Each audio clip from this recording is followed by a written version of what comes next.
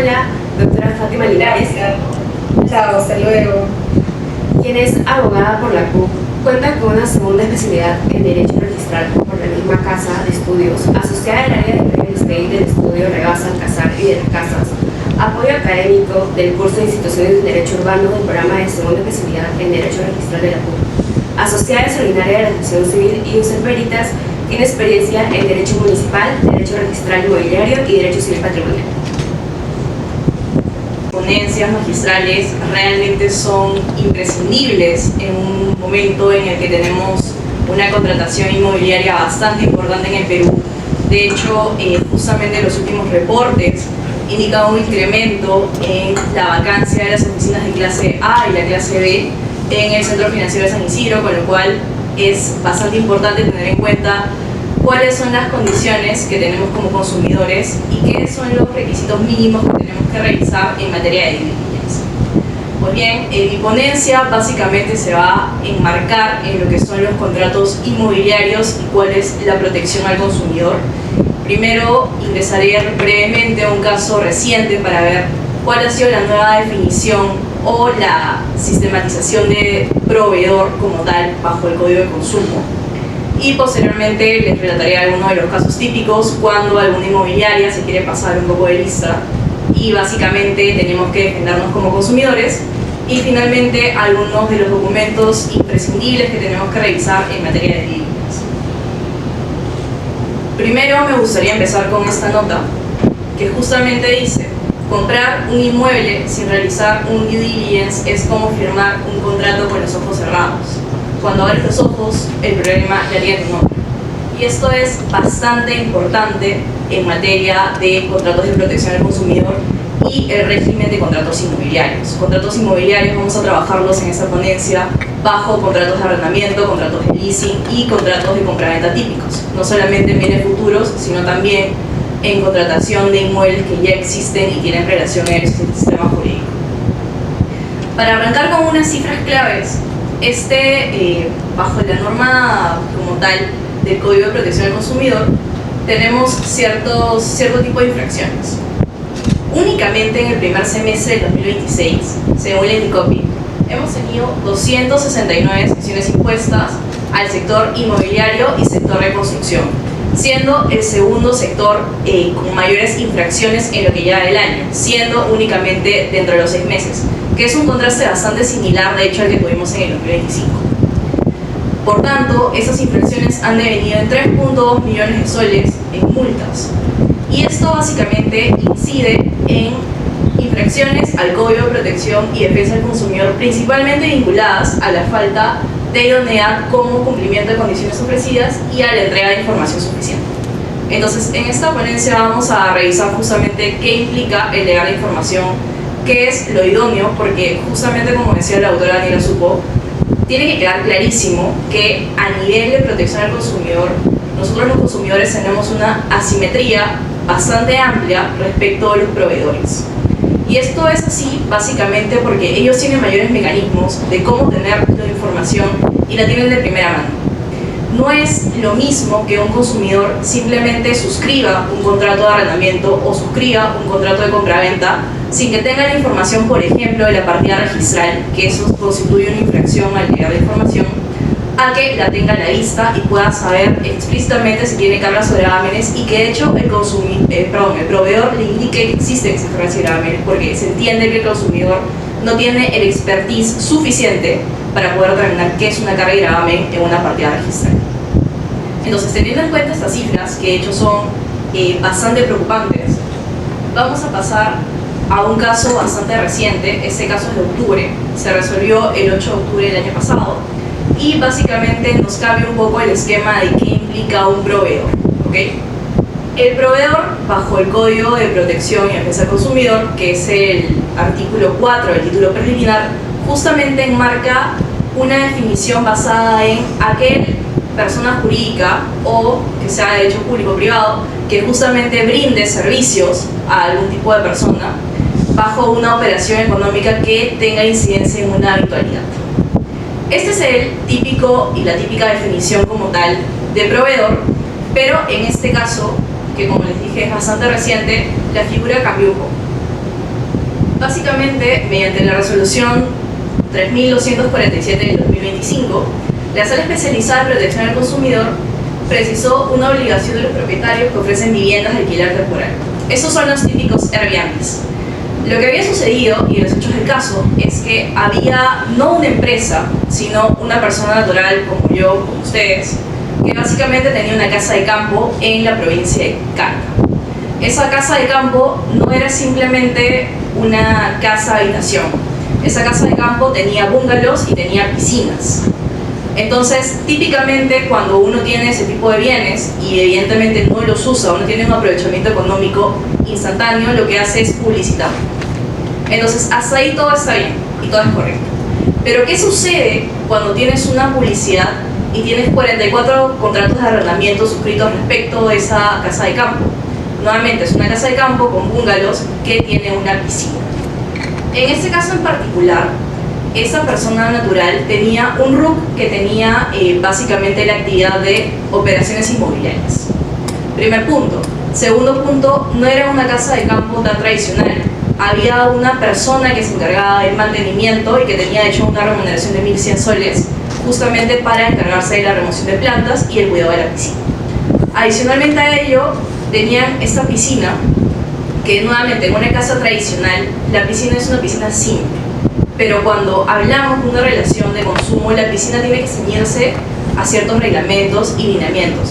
Es el caso, por ejemplo, del reglamento de piscinas.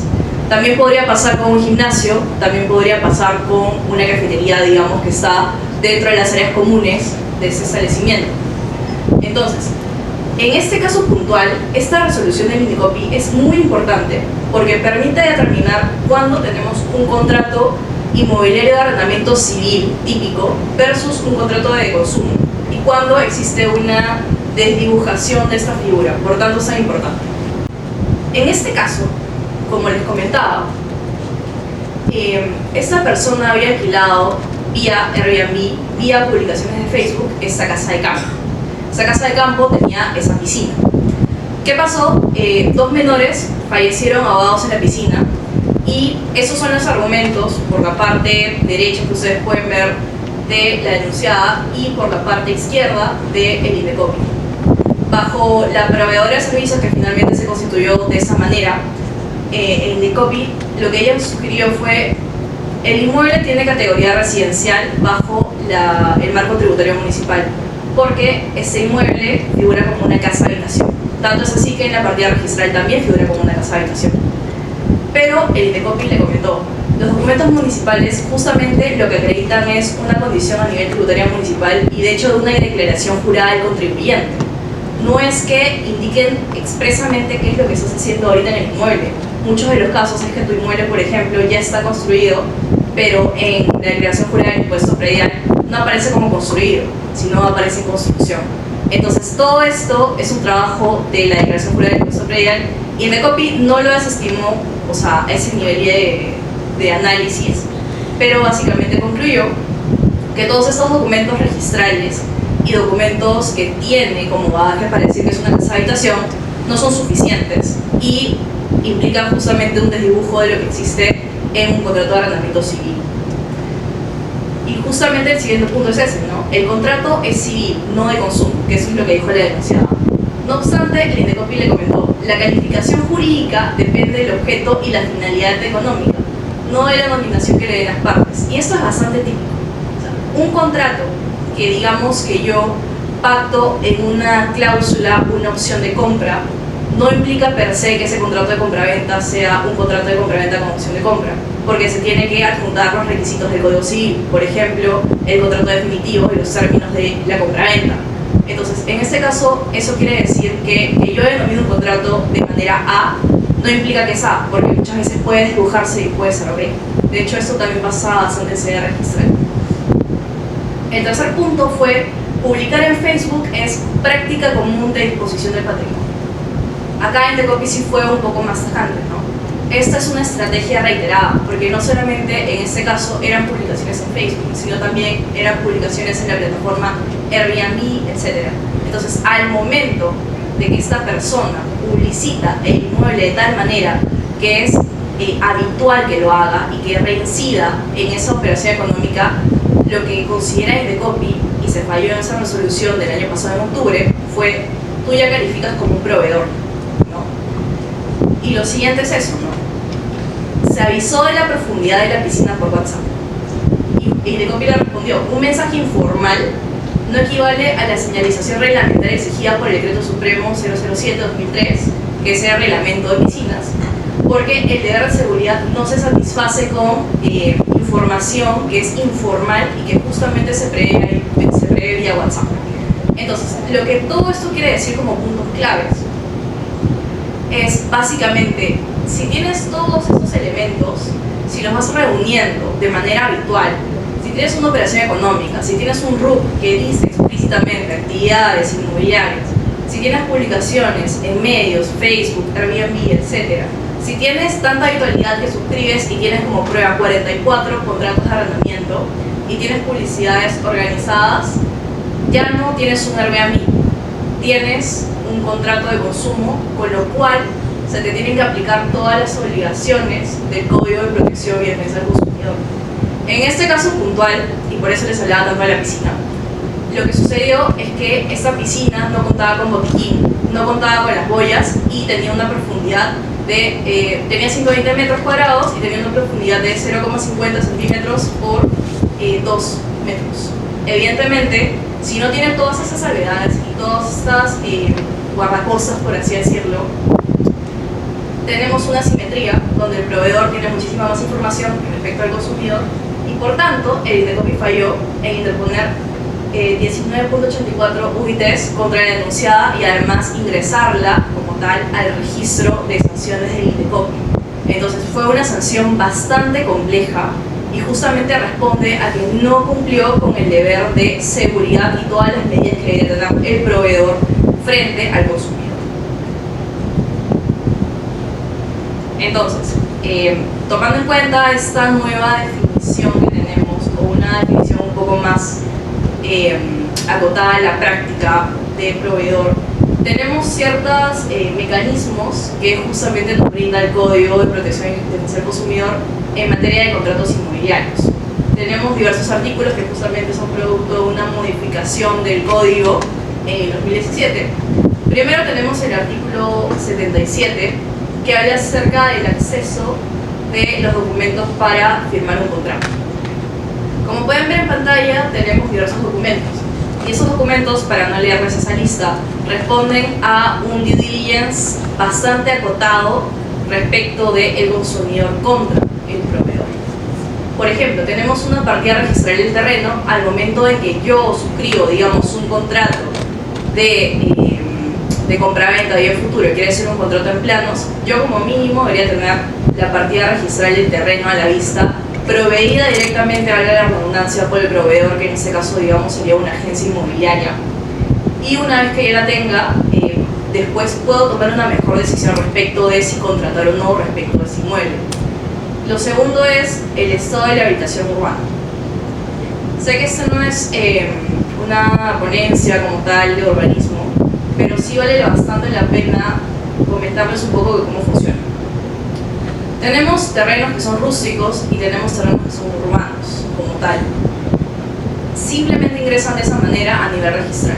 A nivel de la práctica es exactamente lo mismo, pero es bastante diferente. Esto va porque el procedimiento administrativo bajo el cual el terreno rústico se transforma en un terreno urbano es la habilitación urbana. Centrándome netamente en temas de residenciales, una habitación urbana residencial comprende 1001 supuestos de acondicionamiento. Es decir, de un terreno totalmente vacío, de tierra, tenemos que adecuarlo para que tenga condiciones urbanas. Se le tiene que dotar de servicios: agua, luz, desagüe, ahora telecomunicaciones, ahora gas. Y una vez que se termina todo ese proceso mediante una licencia de habitación urbana, se tiene que generar por parte del administrado lo que es la recepción de las obras de habitación urbana, que tienen silencio positivo, que lo vamos a ver en el siguiente caso. Una vez que tenemos esa recepción de obras aprobada y le inscribimos en la partida registral del inmueble, por eso es tan importante tener esa documentación, el inmueble va a ser calificado como urbano. Y una vez que tengas esa recepción de obras aprobada o tengas una construcción simultánea de habitación urbana, recién se puede edificar. Entonces, es tan relevante tener a la vista el estado de la habitación urbana porque en la medida que no tengas la recepción de obras o la habitación urbana no sea con construcción simultánea, nunca va a existir ese edificio donde tú quieres vivir y que has comprado en planos teniendo el sueño de voy a independizarme. Y esto es justamente parte de un informe de due diligence que se tiene que realizar.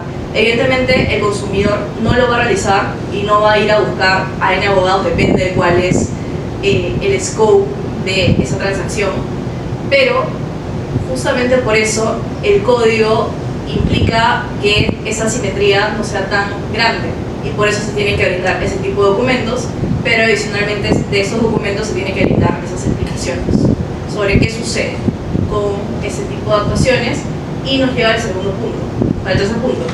Adicionalmente se tienen que brindar los planos del inmueble ofertado. Cuando uno compra un inmueble que es un inmueble en planos, como tal es un bien futuro que tiene la condición de que exista para que realmente se materialice esa transferencia, implica que tienes planos que pueden tener variaciones, que lo vamos a ver en el siguiente lámina. Pero como mínimo tienes que saber dónde va a ubicarse ese inmueble para que tú puedas defender tus derechos. Siguiendo tenemos los acabados y los servicios públicos. Los acabados es si, por ejemplo, esa edificación que tú tienes se va a hacer con un determinado material, si va a tener quizás enchapas diferentes, quizás la construcción va a ser diferente, con qué materiales vas a construir finalmente y cómo va a quedar los acabados. Muchas veces en los proyectos inmobiliarios, por ejemplo, los acabados se traducen en diferentes tipos de duchas, quizás mejores, o diferentes tipos de materiales de cocina que también se ofertan en el mercado inmobiliario. Siguiendo con ello, también se tiene que entregar, y esto es bastante importante, el precio agregado y un cronograma de pagos. Una vez que se pretende, y esta es información previa a la suscripción del contrato de compraventa, se pretende suscribirlo, es necesario que se cuente como tal con esta información respecto del precio, porque el consumidor tiene que saber cómo va a pagar, cómo van a ser esas cuotas, si puede adelantar esas cuotas, que ya no existe una penalidad por ese adelanto, y cuál finalmente va a ser ese cronograma. Que ese cronograma evidentemente tiene que estar como anexo a lo que es el contrato de compraventa. Siendo con ello, era justamente lo que les comentaba, que está el derecho a prepago sin penalidad, que es un artículo que se incorporó en el 2017 y justamente es para evitar que si un consumidor desea pagar cuotas adelantadas, el proveedor no pueda imputarle algún tipo de penalidad por pagar esas cuotas más rápidamente, ¿no? Según sus capacidades económicas. Posteriormente, cuando ya tenemos los contratos como tal, los típicos, ya a punto de firmarlos, la información mínima que tiene que tener ese contrato de compraventa, según el artículo 78 del código, es la identificación completa de las partes. Evidentemente tenemos que saber con quién estamos contratando, que aunque no lo crean, es un caso bastante frecuente que las inmobiliarias no sean consignadas como personas jurídicas, sino muchas veces contratemos con personas naturales, lo cual es incorrecto y tiene de hecho algunos efectos tributarios un poco perversos. Posteriormente a ello tenemos la partida registral o el predio matriz, tenemos las áreas exclusivas y comunes y también los acabados tienen que estar como anexos. Los plazos y las condiciones de entrega, que muchas veces sucede que la inmobiliaria coloca una cláusula en el contrato, digamos, de compraventa, donde dice el plazo de entrega va a ser de 6 meses, pero pueden ser prorrogables por 6 meses adicionales en caso la obra no se termine de construir. Muchas veces esto responde a que se necesitan flujos para poder seguir construyendo la obra, pero finalmente perjudican al consumidor. En la medida que sea estipulado textualmente en el contrato, no va a haber ningún problema, siempre y cuando sea razonable la cantidad de meses que uno va a esperar. Por eso vemos muchas veces proyectos que están todavía simplemente cercados con estos cercos perimétricos negros y donde realmente no existe una construcción o no están avanzando las obras. Porque algunas veces los proveedores lo que hacen es abusar de esas cláusulas, abusar de cuánto tiempo más puede esperar a alguien para que pueda simplemente mudarse a su propio departamento, que es lo que adquirió en planos. Posteriormente a ello tenemos las penalidades pactadas, son bastante importantes. Muchas veces se pactan penalidades que se encuentran vinculadas a si no se paga una cuota, si es que no se ocupa inclusive el inmueble al momento del acta de entrega. Entonces, son condiciones bastante inocuas al consumidor que tiene que tener a la vista. Y adicionalmente a ello, los mecanismos de soluciones de controversias. Realmente, en mi experiencia, les puedo decir que muchas veces he visto contratos de compraventa tradicionales que yo puedo suscribir o que ustedes pueden suscribir, pero que de manera extraña no tienen la típica cláusula de mecanismo judicial, ¿no? Que usualmente dice cualquier tipo de controversia o desavenencia de este acuerdo vamos a acudir a los jueces de la Corte de Cercado de Lima, digamos. Sino que muchas veces estos contratos colocan cláusulas arbitrales, y estas cláusulas arbitrales justamente evitan que el consumidor pueda tener un mecanismo de resolución de disputas alineado a lo que él desea. Recordemos, esto usualmente es para un contrato de compraventa. Entonces, si yo suscribo un contrato de compraventa como persona natural, no me vas a pedir que yo me vaya posteriormente a un tribunal arbitral, que sí, puede ser más serio, pero es muchísimo más oneroso que los jueces como tal de las Cortes, para que pueda resolver la disputa. Justamente aquí tenemos algún bagaje de jurisprudencia. No alcanzo a leer las resoluciones, pero ese material lo van a tener también a la vista una vez terminada la ponencia. Primero tenemos justamente los incumplimientos de la ley de información mínima y cómo son traducidos en las resoluciones de COPI. Tenemos un primer caso donde no se revelaron medidas cautelares, es decir, la partida registral, digamos, tenía una anotación de embargo, pero esta información, que es tan crucial y tan importante para el consumidor, no le fue revelada. Claro, el proveedor dijo, tú ya tenías la partida registral y yo ya te la había entregado, pero justamente el hecho de la simetría, donde tienes una inmobiliaria que evidentemente tiene una serie y un staff de abogados que te pueden dar esa información versus un consumidor que simplemente quiere comprar un departamento, eso genera una simetría y justamente es un incumplimiento al deber mínimo de información. Porque ¿qué pasa si ese embargo realmente se ejecuta? Realmente no tendríamos una construcción porque los flujos dinerarios se perderían. Entonces eso debería en un juicio que quizás demoraría unos 10 años porque estamos en el Perú. Una segunda jurisprudencia que también es bastante importante es la variación de ubicación de lotes en preventa. ¿Por qué es importante esto? Justo como les decía, el artículo 77 regula que al momento de yo tener un contrato o pensar en tener el contrato mediante publicidad escrita tiene que darme ese placa. Entonces, ¿qué pasa si yo quiero comprar un lote de terreno, digamos, en primera fila del banco, en un condominio de playa? Diferente sería que yo esté comprando a 400, por soltar un número, ese lote de terreno para la primera fila de playa, a que luego me digan, por si acaso hubo un problema y ya no vas a estar en primera fila de playa, vas a estar en la tercera fila de playa. Entonces, esto lamentablemente es algo que es bastante frecuente y también es sancionado por el INACOPI.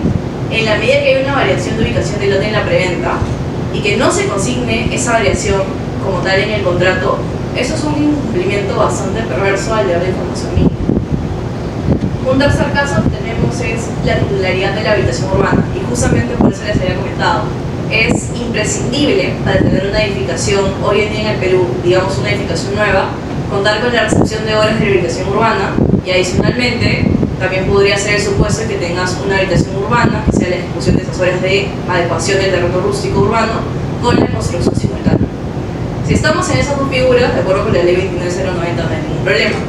El problema viene cuando se hacen construcciones informales. Y lamentablemente uno cuando contrata con una inmobiliaria piensa, estoy contratando de manera adecuada porque esa inmobiliaria tiene RUT, tiene un domicilio fiscal, etc. Pero en realidad ese proyecto de habitación urbana es una suerte de ejecución de obras sin licencia de edificación, lo cual, sin perjuicio de que se abra un procedimiento administrativo sancionador de parte de la municipalidad, también se paraliza la obra como una medida correctiva. Entonces, tener toda esta información a la vista no solamente es nuestra obligación de solicitarla como consumidores, sino también parte bastante de el proveedor tiene que prevernos esta información para tener una decisión muchísimo más informada en la contratación inmobiliaria. Justamente este tema es bastante importante también, que es acerca de la variación del metraje. Cuando uno compra un departamento en planos lo que usualmente colocan como una cláusula. Y recordemos, este tipo de contratos usualmente son contratos por adhesión. Quiere decir que si usualmente pensamos en la contratación, pensamos en yo coloco mis términos, tú colocas tus términos y cada uno cedemos en base a lo que acordemos. Pero en esos tipos de contratos inmobiliarios, por ejemplo, ni siquiera colocan los datos de la persona en la primera parte de la página, sino lo colocan como anexos. Y es porque son contratos de contratación, valga la redundancia, masiva, para amenazar costos, y esto implica que se generen esas cláusulas abusivas. Como tal, una de las cláusulas típicas es la variación respecto al metraje. Digamos que yo tengo un inmueble que he comprado según un contrato de 100 metros cuadrados y en el contrato a mí me coloque el proveedor, por si acaso la variación del metraje podrá variar en 15%. Esto es incorrecto en dos sentidos. Es incorrecto en primer sentido porque va contra el artículo 1577 del Código Civil, que dice que la variación no puede ser mayor al 10%, y va en contra del principio de compra consumidor, que de hecho lo que se busca en la contratación inmobiliaria es aminorar este margen, un margen razonable según los lineamientos del INDECOPI de 2022 para la protección al consumidor es 3%, 5%, y en la medida que digamos en el contrato esté ese 5% o 3% y varía en mucho más de ese porcentaje, el proveedor no puede usar ese artículo del Código Civil para decir estoy bajo el límite razonable, porque se ha pactado bajo principio de proconsumidor un porcentaje menor de variación respecto del metraje del departamento. Respecto de la variación del metraje también tenemos un margen de 10%, justamente lo que les comenté al principio del proconsumidor, y también está el artículo 80, que son los servicios de postventa. En la medida que tengamos algún tipo de problema estructural, dígase columna, dígase concreto, etc., el armazón como tal, el inmueble, tenemos 10 años de garantía. Esos 10 años de garantía son plenamente válidos para cualquier consumidor. No se puede pactar a menos porque estamos frente a una imposición legal. Y justamente también tenemos una obligación de saneamiento del proveedor que se indica en el artículo 79, que es al momento de la entrega, el consumidor tiene el derecho de expresar por escrito su desaprobación del inmueble. Esto es relevante en la medida que cuando tenemos un acta de entrega, digamos por ejemplo un contrato incluso de arrendamiento, donde yo estoy colocando, yo ingreso al inmueble y bajo esta acta de entrega estoy tomando la posesión del inmueble. En esa acta de entrega se tiene que colocar cualquier tipo de problema que le veamos a ese inmueble. Digamos que en el contrato se indica que el inmueble no tiene muebles como tal. O sea, no tiene sofás, no tiene lavadora, no tiene microondas, etc. Pero cuando yo voy físicamente al inmueble veo una serie de bienes muebles y evidentemente si eso es así, tengo que colocarlo en el acta de entrega. Y también funciona como espejo. Es decir, si yo veo algún tipo de mancha garrafal en mi inmueble, también corresponde colocarlo dentro del acta de entrega. Eso es importante porque usualmente en los contratos de arrendamiento lo que se pacta es una garantía, ¿no? Son los típicos contratos donde yo busco un inmueble para vivir un arrendamiento típico y lo que me piden es el típico 2x1. O sea, entrego la garantía, adicionalmente entrego 2 adelantos y luego ya ingreso al inmueble. Entonces, esta garantía usualmente se coloca incluso como una penalidad de lucro cesante. Entonces hay que tener bastante cuidado al momento de suscribir un contrato de arrendamiento en ese aspecto. Pero adicionalmente esta garantía, usualmente en los contratos, lo que se coloca es va a cubrir cualquier desperfecto que no sea el uso normal de una persona tradicional. Entonces vamos al aspecto de qué es un uso normal. ¿Es una mancha pequeña? Sí, probablemente. Pero si esa mancha gigante o pequeña ya existía de manera previa al momento en que yo tomé la posesión del inmueble, lo que corresponde es informarlo en el acta de entrega para que luego no pretendan imputarme a mí la garantía. O digamos que la cortina de vidrio de la ducha no cerraba correctamente. Si es que yo no lo detecto al momento de suscribir esa acta de entrega, lo que va a pasar es que a mí el proveedor me va a pretender decir esto lo has hecho tú y en la medida que lo has hecho tú te voy a ejecutar la garantía. Por eso típicamente en todos los contratos o en la mayoría que he visto lo que hace el proveedor es pretender quedarse con la mayor parte de la garantía. Por eso, incluso nosotros como consumidores, incluso pensamos, no voy a tener la garantía, porque va a pasar algo en el inmueble o en el transcurso y me la van a tener que quitar por ciertos desperfectos que yo pude completamente prever al momento de suscribir el contrato. Entonces, estos remedios de las obligaciones de saneamiento del proveedor, tenemos la reparación del inmueble. Esto es usualmente en las compraventas que vienen futuros. En la medida que el inmueble no tenga las condiciones estructurales correctas, se puede solicitar directamente al proveedor que se mejoren esas condiciones. Otro remedio es la reducción del precio que usualmente cancelamos, que sí es cierto que en la medida que existe mayor inversión, existe mayor oferta y hay muchísimos más inmuebles arrendados o sujetos a compra-venta en el público ahora que hace muchos años, y eso es porque los proyectos que muchas veces nos apagan el tráfico ya están terminando, con lo cual hay mucha más oferta. Entonces, lo que corresponde como un remedio en este tipo de casos es la reducción del precio, ¿no? O sea, reducción del precio respecto de la oferta que yo tuve. Si tú me lo venís a hacer y tienes un defecto estructural tan grande, tienes que buscar como consumidor cuál es el monto más razonable para tú poder solicitarle al proveedor que se reduzca ese precio. Posteriormente también puedes directamente resolver o rescindir el contrato, y esto nos lleva nuevamente a las penalidades. De manera bastante típica, cuando uno celebra un contrato de compraventa, da un 10% del adelanto y el 90% lo paga según un crédito financiado en la mayor parte de los casos. Muy menormente en cantidad se paga en efectivo total el precio. Pero usualmente lo que sucede es que existen penalidades en la medida en que si no tomas el inmueble o si no realmente suscribes el contrato definitivo de compraventa, lo que va a pasar es que vas a perder esa penalidad del 10%. Entonces el Indecopi dice, bajo una de las otras resoluciones, porque eso ya es un criterio más uniformizado, que el proveedor en ese tipo de casos tiene que justificar cuántos gastos está asumiendo para no colocar una penalidad tan alta. Digamos, el 10% puede ser razonable, pero los casos usualmente que han llegado al Indecopi son el 30% de adelanto. Si yo resuelvo como consumidor el contrato y te pago $100.000, digamos, de un inmueble que valga, no sé, 500.000, 600.000, no es correcto, no es razonable y no es justo que tú te quedes con esos 100.000 simplemente porque yo no quise firmar el contrato final de compraventa.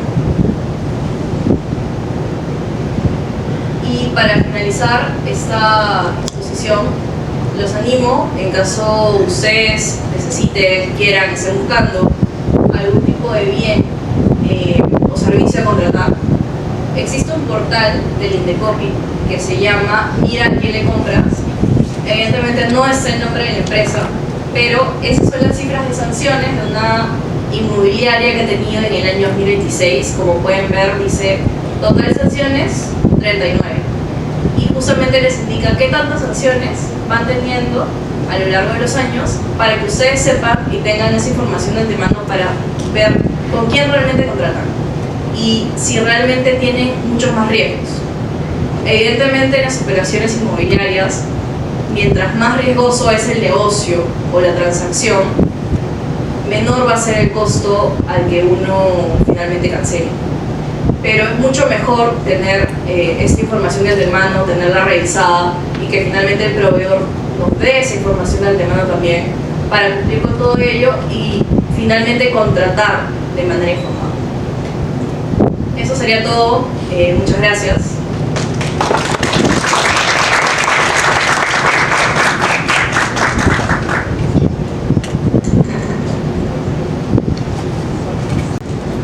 Gracias, doctora Linares. Muchísimas gracias en general a todos los ponentes que nos han acompañado en este congreso.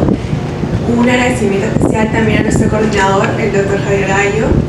Y por supuesto agradecerles a todos los presentes por habernos acompañado en estos 3 días en el congreso.